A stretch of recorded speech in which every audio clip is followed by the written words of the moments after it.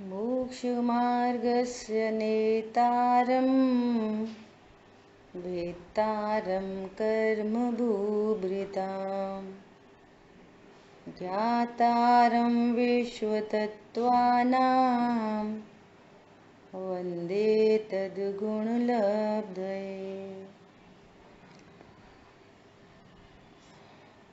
महान ग्रंथ तत्वार्थ सूत्र जी का पल्लव स्वाध्याय कर रहे हैं। अध्याय नंबर 1, सूत्र नंबर 18 पर अपन ने चर्चा की। सूत्र नंबर 18 और 18 सूत्र में जो मति ज्ञान के भेद प्रभेद की चर्चा और जानने की प्रोसेस की बात चल रही है, उसमें व्यंजनावग्रह और अर्थावग्रह की बात हुई और इसके साथ में अवग्रह, ईहा, अवाय, धारणा की और विशेष चर्चा यहाँ पर आदरणीय राम जी भाई ने की। और इसमें अपने लास्ट क्लास में बात चली कि धारणा और संस्कार में क्या अंतर है। तो कहा कि वो जो धारणा है वही संस्कार रूप से फलित होती है। एक एंगल तो ये कह सकते हैं, दूसरा कारण कार्य भी लगा सकते हैं, लेकिन ये मति ज्ञान का ही भेद है। इतनी बात यहाँ पर स्पष्ट हुई। अब देखो आगे 68 नंबर के पेज पे लास्ट पैराग्राफ में कहा है 4 भेदों की विशेषता। जो अवग्रह, ईहा, अवाय, धारणा है, इनमें क्या विशेषता है? सभी तो मति ज्ञान पर्याय हैं। अवग्रह भी मति ज्ञान की पर्याय है, ईहा भी मति ज्ञान की पर्याय है, अवाय मति ज्ञान और धारणा भी मति ज्ञान की पर्याय है, स्मृति भी मति ज्ञान की पर्याय है ना। तो इनमें क्या विशेषता है? तो कह रहे हैं इस प्रकार अवग्रह, ईहा, अवाय और धारणा, यह 4 मति ज्ञान के भेद हैं। उसका स्वरूप उत्तरोत्तर तरतम अधिक अधिक शुद्ध होता है। यहाँ शुद्ध का अर्थ क्या है? शुद्ध का अर्थ है कि और विशेष विशेष जानना होता है। ये शुद्ध का अर्थ है। मतलब शुद्ध मतलब और क्लियरिटी से जानता है। ये वो वाला शुद्ध नहीं, शुद्ध शुद्ध होता जाता है, मतलब और क्लियरिटी बढ़ती चली जाती है, ये अर्थ है। और उसे पूर्व ज्ञान का कार्य समझना चाहिए, है ना। उसके बाद इसके बाद ऐसा इस विषय की उत्तरोत्तर विशेषता उसके द्वारा जानी जाती है। मतलब और विशेष ज्ञान होता चला गया। उस जिसको जान रहे हैं उसका जानना और विशेष होता चला जा रहा है। ये उत्तरोत्तर बढ़ती हुई पर्याय है मति ज्ञान की ही पर्याय। और उस मति ज्ञान में देखो सर्वज्ञ देव का ये सारा कथन है ना। उनकी ध्वनि में ये सारी बात आई है। और ये मति ज्ञान की एक सिंगल पर्याय तो हमारे ज्ञान का विषय ही नहीं है ना। एक एक सिंगल वन पर्याय केवली परमात्मा के ज्ञान में आई और केवली परमात्मा बता रहे हैं कि देखो ये मति ज्ञान, और फिर बढ़ता हुआ मति ज्ञान पे, उससे बढ़ता हुआ यहाँ पर निर्णय कर लिया इसने पदार्थ का, और ये बढ़ता हुआ मति ज्ञान इसकी धारणा में तो ये सर्वज्ञ देव ने ये जो वस्तु स्वरूप है वो हमारे सामने रखा। कौन से सर्वज्ञ देव ने? अनादि से जितने सर्वज्ञ हो रहे हैं वो सर्वज्ञ ने। क्यों ये बात बदली? क्यों नहीं? क्योंकि ये वस्तु स्वरूप है। सबसे पहली बार सर्वज्ञ कौन हुआ? सबसे पहली बार कौन सर्वज्ञ हुआ? सबसे पहले सर्वज्ञ का नाम बताओ। कि भैया ये विश्व अनादि अनंत है, यहाँ पर संसारी जीव अनादि अनंत है, यहाँ पर सर्वज्ञ देव अनादि अनंत है, यहाँ पर तीर्थंकर अनादि अनंत है। कोई पहला दूसरा नहीं है। वो तो एक एक कल्प काल में कौन कौन हुए तो वहां से पहला दूसरा तीसरा बोलते हैं। सर्वज्ञ कब से है? अनादि से। संसारी जीव कब से है? अनादि से। ऐसा तो ये वस्तु स्वरूप अनादि से है। प्रत्येक जीव की पर्याय में मति ज्ञान की प्रोसेस ऐसे ही घटित होती है। ये यहाँ पे बात चल रही है। एक विषय की उत्तरोत्तर विशेषता उसके द्वारा जानी जाती है। अवग्रह होकर छूट गया तो उस वस्तु के बारे में आपने विशेष नहीं जाना। इहा हुई तो जिज्ञासा हुई, अवाय में जाके निर्णय हो गया पदार्थ का या किसी भी बात का, और फिर वो धारणा में चली गई। तो उत्तरोत्तर ये विशेष पर्याय हैं, इसलिए उनके नाम अलग अलग रख दिए। है वो मति ज्ञान की ही पर्याय। ऐसा देखो, अपन इसको उदाहरण से समझें अगर सरलता से, है तो वो गेहूं की पर्याय, है तो वो गेहूं की ही पर्याय, पर उत्तरोत्तर बढ़ती हुई पर्याय कैसे? गेहूं का आटा बना, वो भी तो गेहूं की पर्याय है। फिर आटा गूंद दिया, वो भी तो उसकी पर्याय है, गेहूं की पर्याय है। फिर रोटी रूप में बिल गई, वो भी तो गेहूं की पर्याय है। फिर वो सिक गई, वो भी तो गेहूं की पर्याय है। लेकिन रोटी की ओर जाती जाती जैसे बढ़ती हुई पर्याय, दृष्टांत समझने के लिए, है तो वो सब गेहूं की पर्याय, ऐसे ही है तो ये सब मति ज्ञान की ही पर्याय। अवग्रह भी मति ज्ञान है, धारणा भी मति ज्ञान है, स्मृति भी मति ज्ञान है। ज्ञान का काम चूंकि जानना है, तो जानने में विशेषता होती चली जा रही, और शुद्ध ज्ञान तो फिर और भी महान चीज है। अभी तो अपन मति ज्ञान के बारे में पढ़ रहे हैं, ठीक है। इसलिए इन चारों ज्ञानों को एक ही ज्ञान के विशेष प्रकार भी कह सकते हैं। एक ही ज्ञान के विशेष विशेष प्रकार हैं। मति स्मृति आदि की भांति उसमें काल का असंभव नहीं है, असंबंध नहीं है, तथा बुद्धि मेघादि की भांति विषय का असंबंध भी नहीं है। मतलब कि मति अवग्रह का यहाँ से कोई संबंध नहीं है, नहीं, संबंध है। जैसे बुद्धि कहते हैं, मेघा कहते हैं, बुद्धि भी ज्ञान है और मेघा भी ज्ञान है, ज्ञान कोई कहते हैं, है ना। ऐसे ही ये सब मति ज्ञान के ही भेद प्रभेद हैं, उसी का स्वरूप है, उसी की विशेष विशेष पर्याय है, ठीक है। इस तरह से अपना 18वें सूत्र पर ये बहुत डिटेल से यहाँ पर सारी व्याख्याएं हुई हैं। अब देखो 19 नंबर का सूत्र, न चक्षुर्निंद्रियाभ्याम, न चक्षुर्निंद्रियाभ्याम, अर्थ व्यंजनावग्रह नेत्र और मन से नहीं होता। नेत्र और मन से कौन सा अवग्रह होता है? कौन बताएगा? अर्थावग्रह। बहुत बढ़िया, अर्थावग्रह होता है नेत्र और मन से। डायरेक्ट वस्तु को प्रत्यक्ष जान लेते हैं, है ना, ऐसा। अब देखो यहाँ पे मति ज्ञान के भेद बता रहे हैं। मति ज्ञान के कितने भेद हो जाते हैं? 288, और सब अर्थावग्रह व्यंजनावग्रह को मिला के 336। ये कैसे भेद बनते हैं? तो ये अपनी चर्चा पहले भी हो गई, और पीछे का पेज निकालेंगे अपन। देखो पेज नंबर 64 पे ये विषय दिया है सबसे लास्ट में। कैसे ये भेद कैसे बनते हैं? ऐसे बनते हैं, अवग्रह, ईहा, अवाय और धारणा, ये मति ज्ञान के 4 भेद हो गए। अब ये 4 के 4 5 इंद्रिय और 6 मन के द्वारा, 6 इंद्रियों के द्वारा अवाय ईहा अवग्रह, ईहा, अवाय, धारणा 6 इंद्रिय के द्वारा होते हैं। तो 6 × 4 मल्टीप्लाई कर दो, मतलब चक्षु इंद्रिय के द्वारा अवग्रह, कर्ण इंद्रिय के माध्यम से अवग्रह, रसना इंद्रिय के माध्यम से अवग्रह, स्पर्शन इंद्रिय के माध्यम से अवग्रह, मन इंद्रिय के माध्यम से अवग्रह। तो अवग्रह इतने 6 इंद्रियों के द्वारा, फिर ईहा 6 इंद्रियों के द्वारा, फिर अवाय 6 इंद्रियों के द्वारा, धारणा 6 इंद्रियों के निमित्त से। द्वारा द्वारा जो शब्द यूज हो रहा है वो क्लियर रखना, वहाँ निमित्त पड़ रही हैं वे, है ना। तो ऐसे 4 × 6 कितने हो गए? 24। अब किन पदार्थों का अवग्रह, ईहा, अवाय, धारणा होता है?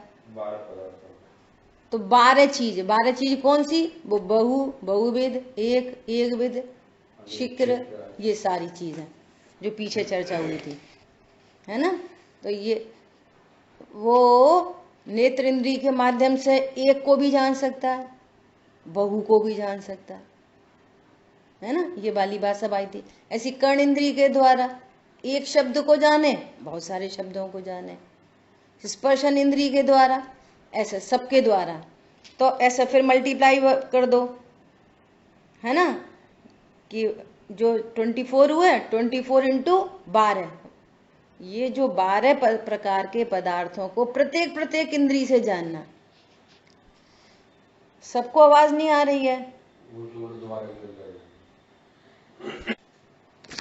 ना। तो कितने भेद हो गए ऐसे? 24 इंटू 12, तो 288 ये हो गए। अब इन सब का जो ये बात हुई, इनका व्यंजनावग्रह और अर्थावग्रह, है ना। तो इनसे मल्टीप्लाई करेंगे तो ये सब हो जाएंगे 336 भेद। ठीक है। मति ज्ञान के 288 भेद 16वें सूत्र में कहे गए हैं, और व्यंजनावग्रह 4 इंद्रियों के द्वारा होता है, इसलिए उसके बहुविध आदि 12 भेद होने पर 48 भेद हो जाते हैं। इस प्रकार मति ज्ञान के 336 भेद होते हैं। ठीक है। ये अपने नॉलेज का एक विषय है कि मति ज्ञान इतने भेदों से जानता है। ठीक है। अब देखो, श्रुत ज्ञान का वर्णन, उत्पत्ति का क्रम और उसके भेद, ये 20वें सूत्र में चर्चा आ रही है। अब श्रुत ज्ञान के बारे में, बहुत विशेष ज्ञान है श्रुत ज्ञान, विशेष ज्ञान है ना। देखो, श्रुतम मति पूर्वम, श्रुत ज्ञान मति ज्ञान पूर्वक होता है। अच्छा, मति ज्ञान किसके पूर्वक होता है? बोलो। वो तो स्वभाव है ना, ज्ञान की पर्याय है। वो किसके पूर्वक होता है? ज्ञान होता है हैं? वो तो है ही मति ज्ञान। वो उससे पहले क्या होता है? वो किस पूर्वक होता है? कंपलसरी शर्त है। दर्शन, दर्शन। हाँ, ऐसा सामान्य अवलोकन। सामान्य अवलोकन से। हाँ, सबसे पहले पदार्थ का सामान्य अवलोकन होता है। दर्शन गुण की पर्याय सामान्य रूप से जानती है।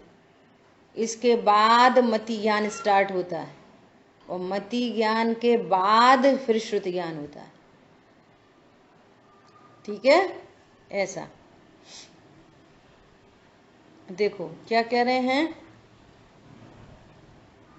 द्वैनेक द्वादश भेदम श्रुतम मति पूर्वम द्वैनेक द्वादश भेदम। अर्थ, श्रुत ज्ञान मति ज्ञान पूर्वक होता है, अर्थात मति ज्ञान के बाद होता है। वह श्रुत ज्ञान 2 अनेक और 12 भेद वाला है। उसकी चर्चा आगे आएगी। टीका, सम्यक ज्ञान का विषय चल रहा है, इसलिए यह सम्यक श्रुत ज्ञान से संबंध रखने वाला सूत्र है, ऐसा समझना चाहिए। मिथ्या श्रुत ज्ञान के संबंध में 31वां सूत्र कहा है। आगे जो 31वां सूत्र आएगा वो मिथ्या ज्ञान के संबंध में आएगा। अब देखो शुद्ध ज्ञान की प्रोसेस कैसे होती है।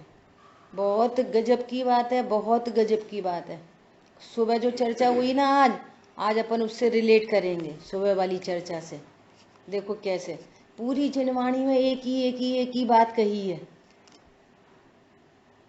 कहने का तरीका अलग है, प्रथमान योग का तरीका अलग है, चरणान योग का तरीका अलग है, करणान योग का तरीका अलग है, द्रव्यान योग का तरीका अलग है। वे डिफरेंट हैं, परंतु चारों ही अनुयोगों का सार वीतरागता है, और उस वीतरागता का भी कारण, उस वीतरागता का भी कारण शुद्धात्म ज्ञान है। इसलिए चारों अनुयोगों का सार शुद्धात्मा है। समझ आई बात? ऐसी बात है। जैसे सुबह प्रश्न आया था ना कि वो ऐसे चारित्र की कमजोरी से, अब अभी आप हमेशा के लिए एक सूत्र है, सूत्र क्या सूत्र है कि आपका कोई भी विचार, एनी विचार, आपका कोई भी विचार यदि राग का पोषण करता है तो वो सही तत्व विचार नहीं है। बस ये उसकी क्या कहना चाहिए, मास्टर की है। आपका कोई भी विचार यदि राग का पोषण करता है तो वो सही दिशा नहीं है। बस क्योंकि यदि वो फाइल खुलेगी ना तो फिर बहुत बड़ी फाइल खुल जाएगी उधर से। ये समझने की बात है बहुत। ठीक है, चलो अभी अपन उस दिशा में नहीं जाना चाह रहे। देखो क्या कह रहे हैं,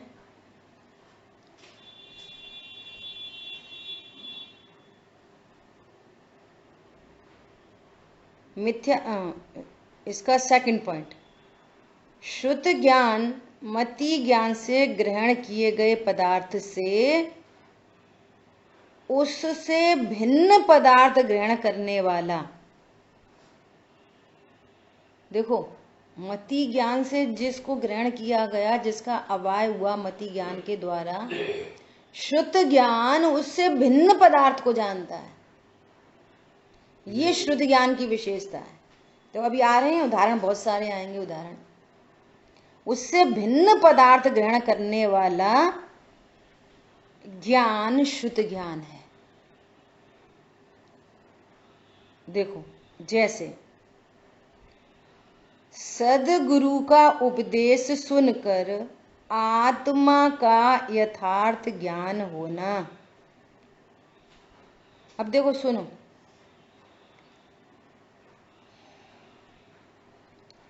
जो कर्ण इंद्रिय के माध्यम से एक शब्द सुना, आत्मा, सेंटेंस सुना, आत्मा ज्ञान स्वरूप है।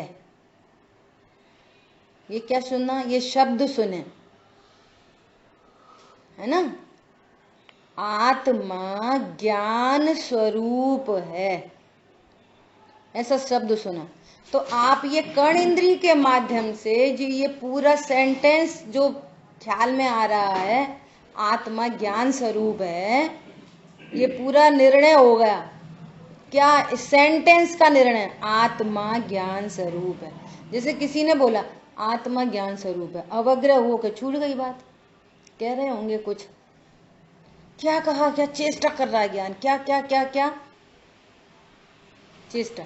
अवाय में क्या बात आ गई, आत्मा ज्ञान स्वरूप है, और धारणा में चली गई आत्मा ज्ञान स्वरूप है। तो आत्मानुभूति हो गई कि नहीं हो गई, बोलो।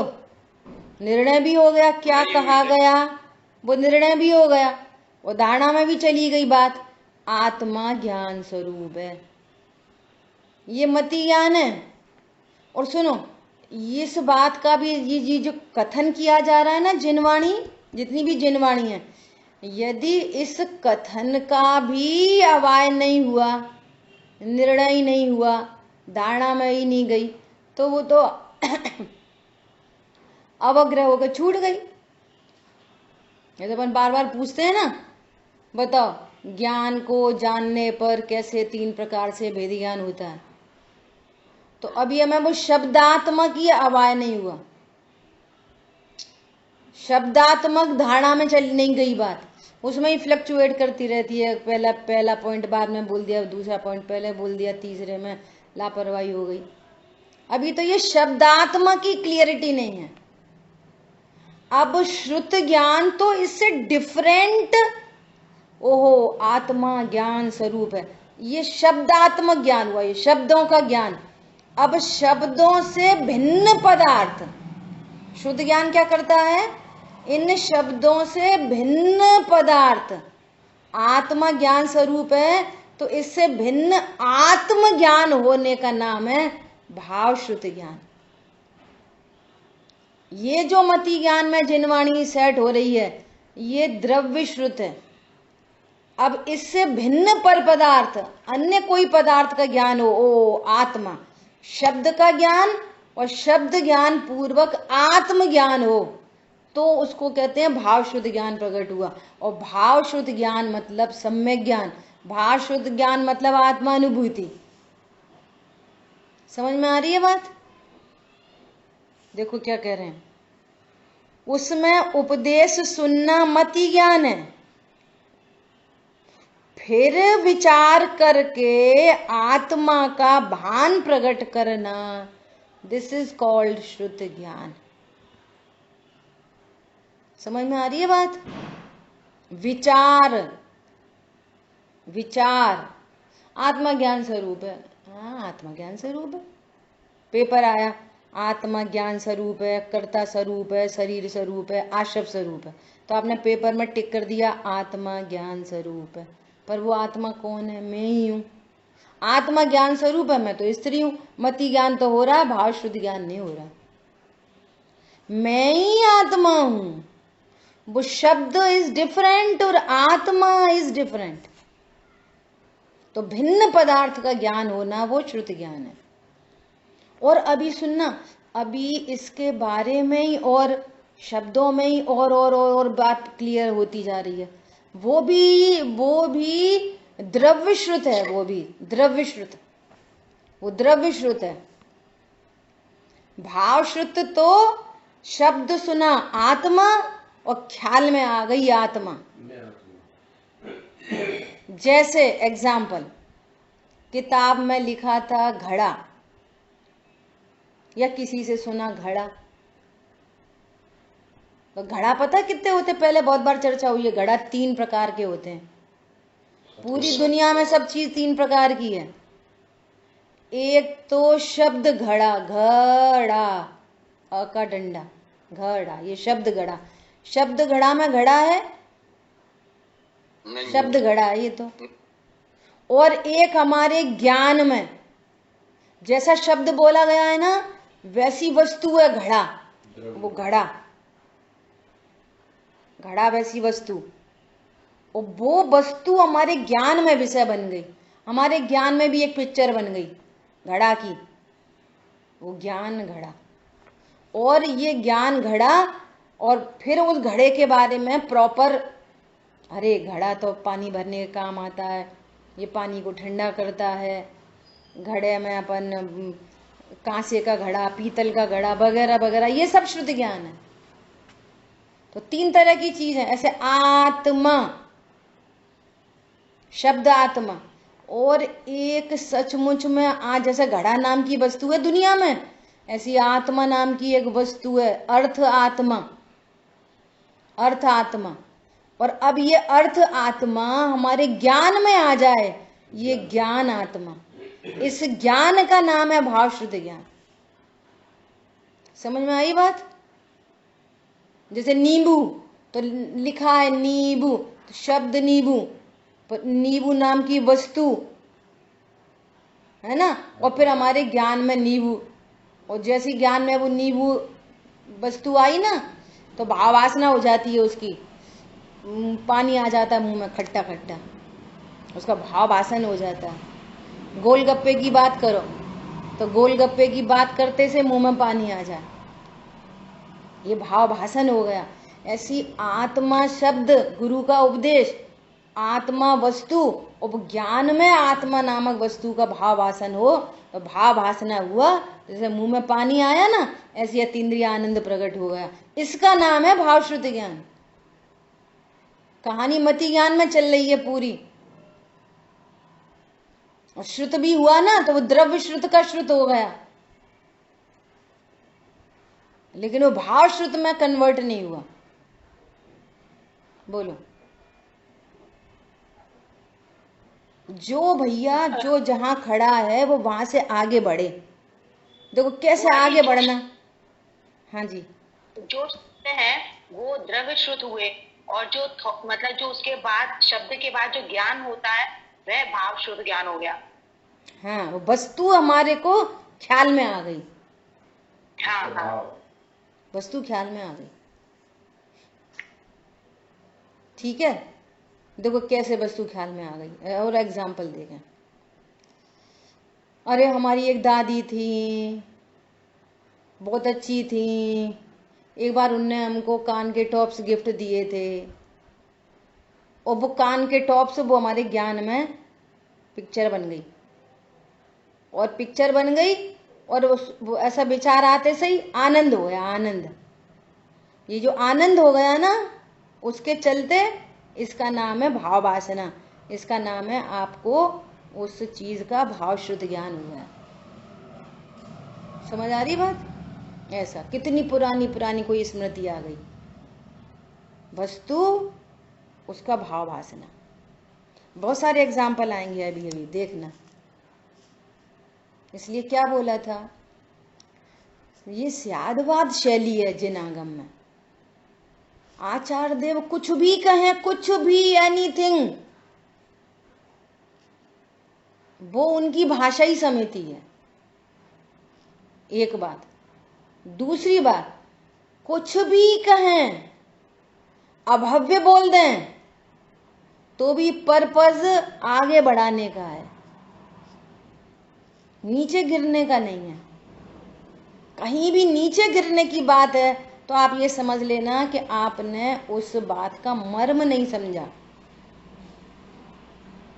मर्म नहीं समझा।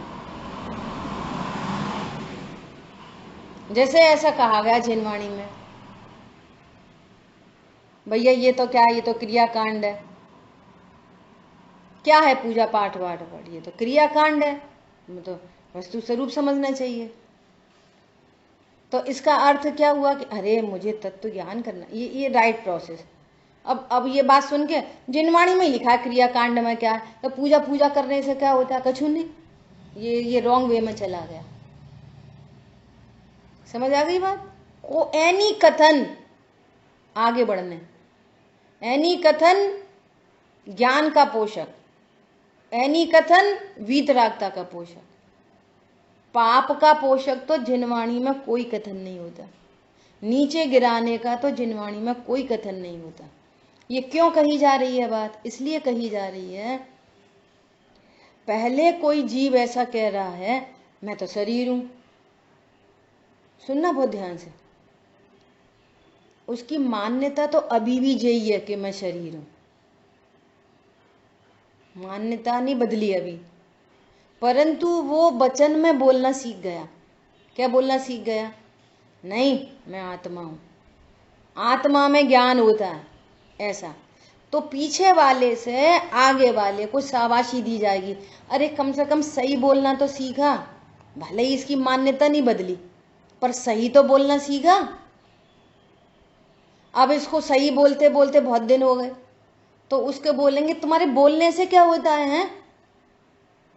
तुम अपनी सोच तो बदलो, थॉट प्रोसेस बदलो।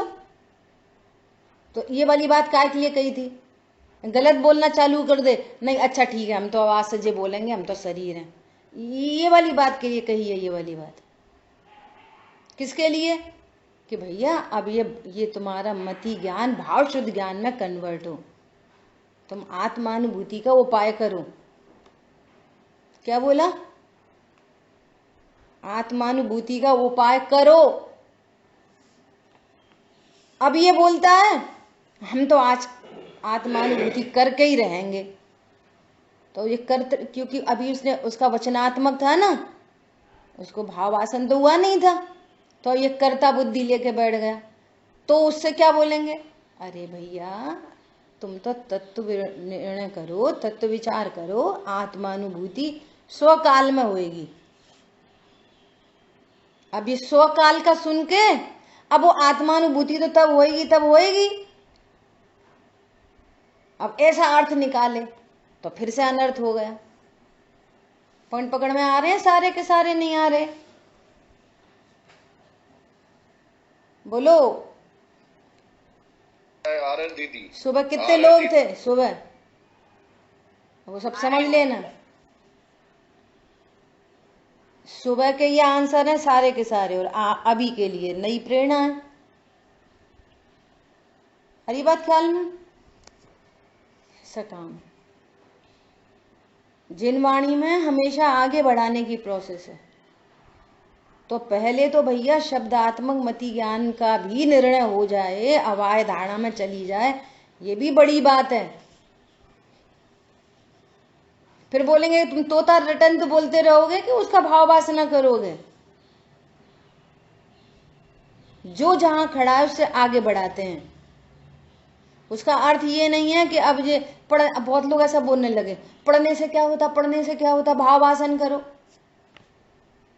अब जिनवाणी के समक्ष नहीं बैठेगा भाव वासन के लिए, तो अब टीवी से होएगा क्या भाव वासना? अरे एक एंगल क्या बोलेगा भैया, स्वाध्याय बहुत करनी चाहिए। यदि आपको 4 घंटे की स्वाध्याय से भाव वासना नहीं हो रही तो आप 6 घंटे करो। ऐसा मत करो, उल्टा गियर नहीं डालो, बहुत पढ़ने से क्या होता। उसका अर्थ ये था, बहुत पढ़ने से क्या होता का अर्थ ये था कि तुम भाव भाषण में आओ। उसका अर्थ ये नहीं था कि तुम स्वाध्याय कम कर दो। ऐसे लोग बहुत दुरुपयोग करते हैं जिनवाणी के वचनों का। सो अपने को नहीं करना। जहां से जो कथन आए समझ लेना ये आगे बढ़ाने के लिए बोल रहे हैं। बस देखो क्या कह रहे हैं। सेकंड पॉइंट, शब्द से घटादि पदार्थ को जानना। इसमें घट शब्द का सुनना मति ज्ञान है, और उससे घट पदार्थ का ज्ञान होना वो श्रुति ज्ञान है। ये श्रुति ज्ञान है। घट शब्द मतलब अब वहां पे तो लिखा है घट और तुम्हें समझ में आ रही है मट, तो तुम्हें वो शब्द का ही सही ज्ञान नहीं हुआ। घट शब्द और घट ज्ञान में, मति ज्ञान में घट का निर्णय हो गया। ये घट शब्द ही बोला जा रहा है, और घट बोला, अब बोला होगा कुछ घट हमें क्या लेना देना, अवग्रह हो गया, ईहा हुई। अवाय में घट ही बोला जा रहा है। ये सब मति ज्ञान है ये। और फिर वो घट शब्द पिक्चराइज हो गई एकदम ज्ञान में, तो उसका भाव वासना हो गया। इसका नाम शुद्ध ज्ञान है। अब ये दृष्टांत तो लौकिक चीजों के दिए जाएंगे। कोई घट का ज्ञान हो जाना कोई सम्यक ज्ञान थोड़ी है। ये पूरी बात अपने को शुद्ध आत्मज्ञान पे लगानी है। ये सारी बातें दृष्टांत पर द्रव्यों के दिए जा रहे हैं, सिद्धांत में अपने के लिए लगाना है, आत्मा के लिए। ऐसा धुएं से अग्नि का ग्रहण करना, उसमें धुएं को आंख से देखकर जो ज्ञान हुआ सो मति ज्ञान है, और धुएं से अग्नि का अनुमान करना सो श्रुति ज्ञान है। जहां जहां देखो मति ज्ञान में देखा था धुआं, और शुद्ध ज्ञान किसका ज्ञान कर रहा है? धुआं तो से भिन्न अग्नि। बहुत अच्छा दृष्टांत है ये। शुद्ध ज्ञान का क्या बोला था? मति ज्ञान से ग्रहण किए गए पदार्थ से उससे भिन्न पदार्थ का ज्ञान होना सुशुद्ध ज्ञान है। आंखों से दिख रहा है धुआं, और शुद्ध ज्ञान में निर्णय हो रहा है अग्नि का। भिन्न पदार्थ, अदर थिंग। ये बहुत समर्थ ज्ञान है शुद्ध ज्ञान। क्योंकि जो हम अवग्रह या अवाय समझ रहे हैं ना, अब ये अवग्रह या अवाय धारणा के बाद श्रुत ज्ञान फंक्शन में आता है। क्योंकि नए तो श्रुत ज्ञान में होते हैं, नए मति ज्ञान में होते ही नहीं है। पूरे प्रमाण से वस्तु को ग्रहित की जाएगी, ये शुद्ध ज्ञान के विचारों में चढ़ जाएगा। वहां पे लिखी थी आत्मा, तो लिखा हुआ अलग, सुना हुआ अलग और आत्मा अलग, भिन्न पर पदार्थ है आत्मा। लिखे सुने से, लिखे सुने शब्द हैं और भाव भासना वस्तु का है, इसको कहते हैं शुद्ध ज्ञान। लिखे हुए पुद्गल है, हाँ, आत्मा हो जाए वो अपना चेतन है, ज्ञान की ये पर्याय। इसलिए पता है क्या लिखा है समझसार जी में, कि ये जो द्रव्य श्रुत है ना, ये जिनवाणी, इसमें कुछ ज्ञान नहीं, इसमें थोड़ी कुछ ज्ञान है, ज्ञान तो हमारी पर्याय है, उस ज्ञान में ज्ञायक का ग्रहण हो। तो पहले शब्दात्मक, फिर विचारों में आएगा, विचार चलेंगे वहां शुद्ध ज्ञान फंक्शन में आ जाएगा, उन विचारों के द्वारा आत्मानुभूति होगी उससे। और फिर वो मन इंद्री काम कर रही है शुद्ध ज्ञान में, मन इंद्री काम कर रही है, फिर मन इंद्री भी फंक्शन में आते आते वस्तु विचारत ध्यावते, आत्मा शब्द और आत्मा पढ़ा, आत्मा सुना, मति ज्ञान, फिर विचारों में आ गया, वो वस्तु को अप्रोच कर रहा है, शब्द थोड़ी आत्मा है। ऐसा वस्तु विचारों में चलने लगी, वह शुद्ध ज्ञान फंक्शन में चल रहा है, वस्तु विचार ध्यावते हैं। अब मन इंद्री के माध्यम से भी जो विचार चल रहे थे वो भी मन पावे विश्राम। अब रस स्वादत सुख उपजे, आत्मा का आश्रय हो गया, अनुभवता को नाम, ये है अनुभव की विधि। इसलिए तुम जिनवाणी ही ढंग से नहीं सुनोगे समझोगे, शब्दात्मक भी निर्णय नहीं बनेगा, तो विचार में कैसे आएगा? विचार में नहीं आएगा तो भावश्रुत कैसे होएगा? तब फिर उपदेश दिए जाते हैं कि तुम्हें दुनिया भर की चीजें तो याद रहती हैं, अभी जिनवाणी का पूछो तो वो याद नहीं रहता, और अपने से कुछ उल्टे सीधे परिणाम हो जाएं तो उसको चारित्र का दोष कह लो, और तत्व ज्ञान हमारा एकदम बढ़िया है, कैसे बात बनेगी बताओ? कितना शांत गंभीर और ईमानदार ज्ञान चाहिए, एकदम अपने से ईमानदार। ठीक है, देखो धुएं का ज्ञान हुआ, पहले सबसे पहले धुएं का अवग्रह हुआ, और अवग्रह होके होएगा कुछ, यह ही नहीं हुई, तो जब यह ही नहीं हुई है तो अग्नि तो कैसे ज्ञान में विषय बनेगी? तो अवग्रह यह हो गई, फिर अब हाँ ये तो धुआं ही है, धुआं। और धारणा में जहां जहां धुआं वहां वहां अग्नि, ये शुद्ध ज्ञान में व्याप्ति का ज्ञान है पूर्व से ही, और धुआं को देखकर उससे भिन्न पर पदार्थ अग्नि का भावासन हो गया, यहाँ पे अवश्य अग्नि है। ऐसे हमने जिनवाणी से सुना, आत्मा ज्ञान स्वरूप है, जहां जहां आत्मा वहां वहां ज्ञान, जहां जहां ज्ञान वहां वहां आत्मा, ये हम जिनवाणी से सीख रहे हैं। और हमारे को ज्ञान का भाव वासन हुआ, अब ज्ञान का भाव वासन हुआ ये मति ज्ञान, और मति ज्ञान से आत्मा भिन्न वस्तु, जहां जहां ज्ञान वहां वहां आत्मा, तो शुद्ध ज्ञान आत्मा को अप्रोच करता है, न कि ज्ञान को। समझ में आई बात? भाव आसन में आएगा ज्ञान, और ज्ञान से भिन्न पर पदार्थ नहीं, ज्ञान से भिन्न चीज क्या है? ज्ञायक। जानने में आया ज्ञान, और हमने अनुभव में लिया आत्मा को। मैं जानने वाला इसलिए निषेध किया जाता है, मैं जानने वाला नहीं, मैं जाननहार हूं। अब इतनी वाली बात भी मति ज्ञान में अवायस से होते हुए हमारी धारणा में चली जाए, तो रिकॉलिंग होके रत्नत्र प्रकट होने का उपाय बने। आत्मानुभूति शुद्ध ज्ञान पूर्वक होता है कि मति ज्ञान? शुद्ध ज्ञान में अभी बोला ना, नए फिर नयों का खेल चलेगा, प्रमाण की वस्तु, फिर व्यवहार की वस्तु, फिर निश्चय की वस्तु। ये नए तो शुद्ध ज्ञान में होते हैं, मति ज्ञान में तो शुद्ध में तो नए होते ही नहीं है। मुख्य गौड़ता की जाएगी, वस्तु तो पूरी विद्यमान है, वहां पे कषाय भी विद्यमान है, वहां पे भेद भी विद्यमान है, वहां अभेद ज्ञायक भी विद्यमान है। वो कहीं आएंगे जाएंगे नहीं, पर किन्हीं को गौड़ किया जाएगा और कोई मुख्य होगा। ये काम श्रुति ज्ञान करता है, मति ज्ञान नहीं करता ये काम। वो भी कथन में रहेगा ना दीदी, श्रुत ज्ञान के कथन में रहेगा। जब भाव भाषण हो गया फिर वस्तु का, तब वस्तु के कहने के लिए आएंगे ये सब नए। तो पहले नए दो प्रकार के होते हैं, कथन वचनात्मक और ज्ञानात्मक। कथन नहीं करे लेकिन ज्ञान में ही विकल्प चल रहे हैं, वो भी नए हैं। हम तो वस्तु का विचार कर रहे हैं, हम किसी से बात ही नहीं कर रहे, हमारी सामायिक चल रही है। वो समय भी श्रुत ज्ञान है, नयों के माध्यम से श्रुत ज्ञान प्रवर्तन कर रहा है। तो श्रुत ज्ञान वचनात्मक कथन पद्धति में आएगा और अपने विचारों में, तत्व निर्णय में, किसी को मुख्य करने में, किसी को गौड़ करने में जो ज्ञानात्मक है वो श्रुत ज्ञान है। ऐसा नहीं अकेला कथन में आएगा, ज्ञान में भी श्रुत ज्ञान होता है।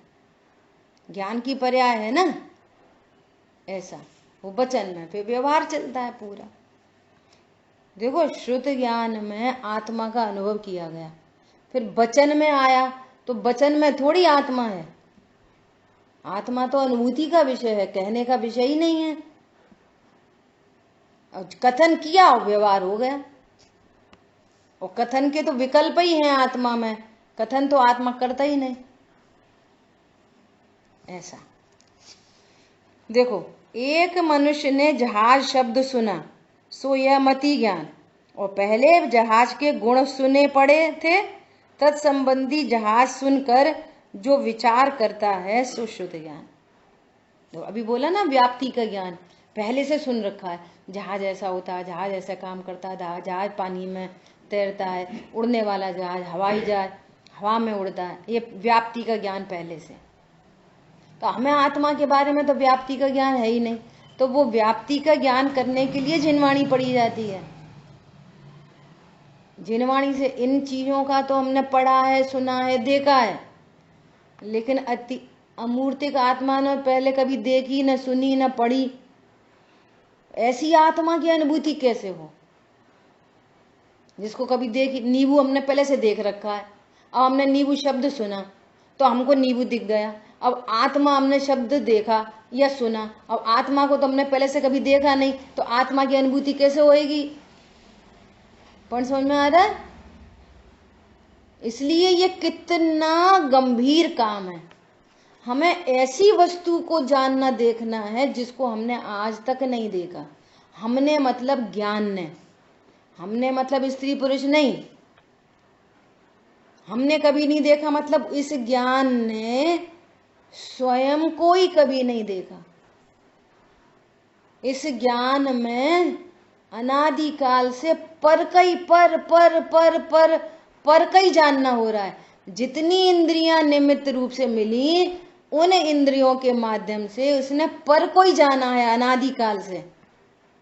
आज तक इसने खुद को नहीं जाना। आंख असंख्यात लोक प्रमाण पदार्थों को देखती है, लेकिन आंख ने खुद को नहीं जाना अभी तक। आंख अपने से अपने को नहीं देख पाती, जो आंख दुनिया भर को देखती है। समझ में आ रही है बात? अब ऐसी आंख को देखने के लिए दर्पण की जरूरत पड़ती है। दर्पण के सामने खड़े हो गए तो वो आंख दिख जाएगी, और ये आंख खुद से खुद को नहीं देख पाती। समझ में आ रही है बात? नहीं आ रही है? इसलिए ये आत्मज्ञान, जो ज्ञान पूरी दुनिया को जानता है, वो ज्ञान खुद से खुद को नहीं जान पाता। इसलिए उस ज्ञान को देवशास्त्र गुरु की जरूरत पड़ती है, एक दर्पण की भांति। जिसको आज तक नहीं जाना देखा गया, वो देवशास्त्र गुरु के माध्यम से ही दिखती है। जैसे आंख दर्पण के माध्यम से दिखती है, खुद की आंख। अभी भी आंख ही देखेगी दर्पण को, ऐसे अभी भी ज्ञान ही देखेगा भगवान को। फिर भगवान को देखने पर पता चलेगा जीव ऐसा होता है। फिर भगवान बताएंगे कि हम कैसे भगवान बने, तो भगवान भेद ज्ञान की विधि बताएंगे, तो ये भेद ज्ञान की पूरी विधि मति ज्ञान में आएगी, एकदम सुव्यवस्थित। और जिसको आज तक कभी नहीं दे, अभी भी ये इसलिए बोला जाता है कि अभी भी ये शब्दों में संतुष्ट हो जाता है। बोलना सीख जाते हैं ना अपन, दूसरों को सुनाना सीख जाते हैं, सो बोलना सीख जाते हैं, आत्मा से फिर शून्य रह जाते हैं। आत्मा फिर रह गई जानने के लिए। इसलिए कोई 11 अंग का पाठ ही कोई छोटी मोटी बात है। हमारे पास तो अभी कितनी जिनवाणी विद्यमान है, बोला पढ़ ली क्या हमने पूरी जिनवाणी। इत्तू से ज्ञान में तो पता नहीं क्या समझने लगते अपने आप को। वहां तो 11 अंग का पाठ ही किसे कहते हैं, और फिर भी आत्मज्ञान से शून्य रह जाए, इसलिए दुर्लभता कही जाती है। इसलिए बोला जाता है भैया शब्दों में संतुष्ट मत हो, इसलिए बोला जाता है। समझ में आई बात। तत्व संबंधी विचार सुनकर जो विचार करते हैं मैं ऐसा हूं, आत्मा ऐसी है, ये मति ज्ञान, मैं ऐसा मैं ऐसा मैं ऐसा, मैं द्रव्य गुण पर्यायमयी, द्रव्य स्वभाव मेरा ऐसा।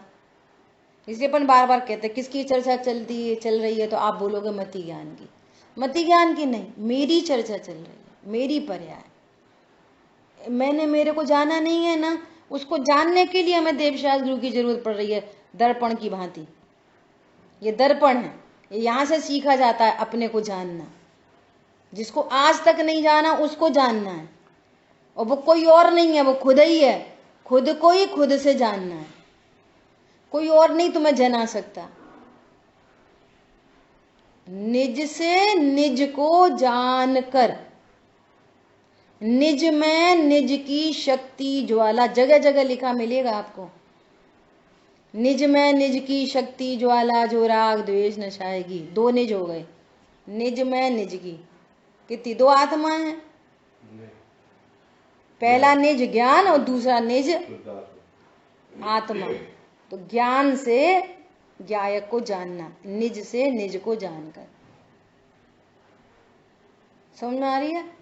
निज में निज की शक्ति ज्वाला, राग द्वेष नशाएगी, राग द्वेष का अभाव हो जाएगा, ज्ञान से ज्ञायक को जानेगा। अब सुनना, फिर निज ज्ञान से ज्ञायक लिखते, मीनल बहन जी बोलती हैं ऐसे लिखते। सुनो, ज्ञान से ज्ञायक लिखते, निज निज क्यों लिख दिए 2, सरल हो जाती बात।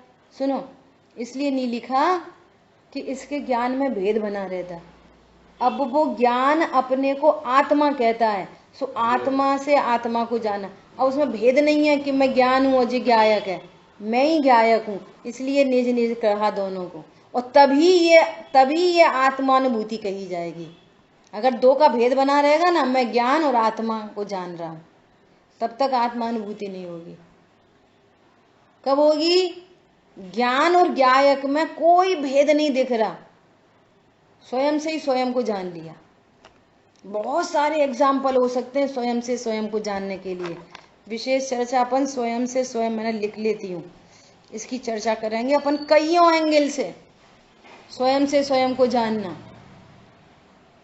प्रमेयत्व शक्ति के एंगल से स्वयं से स्वयं को जानना, स्वपर प्रकाशक शक्ति से स्वयं को जानना, लक्षण लक्ष्य से स्वयं से, 3 4 एंगल बनेंगे स्वयं से स्वयं को जानने में। इसका नाम है श्रुत ज्ञान। और भैया कितनी भी उपदेश की चर्चा आए, कितनी भी, हमारी स्वाध्याय पूरी आत्मानुभूति के लिए।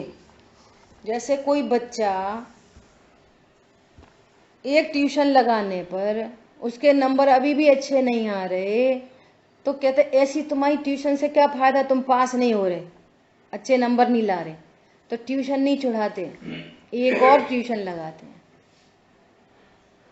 या उसी को अच्छे से पढ़ाते हैं, एक और ट्यूशन लगाएंगे। समझ आ रही बात? क्यों भैया तुम इतनी स्वाध्याय करते हो, आत्मानुभूति नहीं हुई, स्वाध्याय से क्या फायदा? तो यहाँ पे स्वाध्याय छोड़ के बैठे आते हैं। सही बात है, पढ़ने से कुछ नहीं होता। अब तो अपने संग बैठो, पहले अपने संग बैठना तो सीख जाओ।